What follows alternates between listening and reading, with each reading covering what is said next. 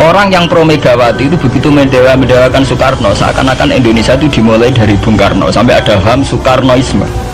Bahwa Indonesia itu seakan-akan dimulai dari Soekarno. Memang deklarator kemerdekaan Indonesia itu Soekarno. Tapi umat Islam atau partai-partai Islam itu tidak kecil hati.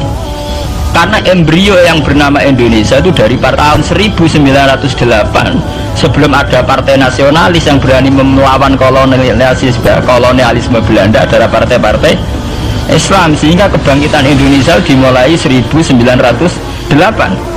Karena saat itu yang pertama mencetus ide melawan Belanda adalah kiai-kiai Islam, yaitu saat itu bikin serikat dagang Islam, terus lama-lama menjadi serikat Islam, terus lama-lama menjadi partai Islam, dimulai dari angkatannya Hos Cokroaminoto, jenis Haji Umar Said Sinten Cokroaminoto, itu disingkat jenis Hos Cokroaminoto.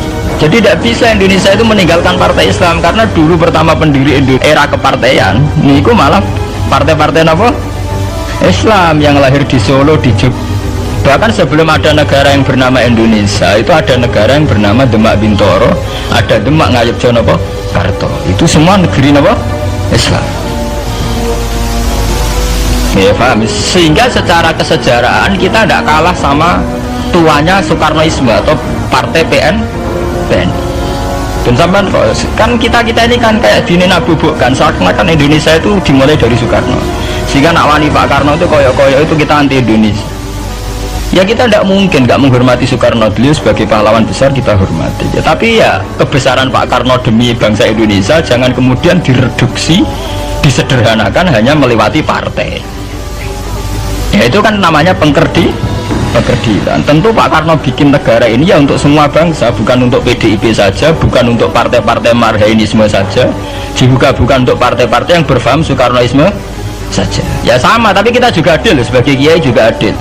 Hos Cokroaminoto bikin partai Islam adalah untuk mengusir Belanda dari bumi Indonesia, yang nantinya juga untuk kepentingan semua bangsa Indonesia, tidak hanya yang Islam saja. Ya kita adil, sama-sama adil. Saat nasionalisme tidak mengurangi keagamaan, saat keagamaan tidak mengurangi nasionalis.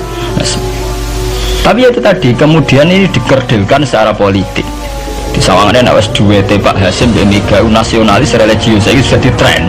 Agar duet dengan pasangan nasionalis sampai apa nak nasionalis terus wajib sholat, apa nak religius terus gak wajib nasional. Sebetulnya itu kan apa kan orang Indonesia itu wajib sholat hanya karena atas nama nasionalis. Apa nak gue kiai itu wajib bayar pajak. Nah, itu kan pengkerdilan, proses pembohongan, pembohongan secara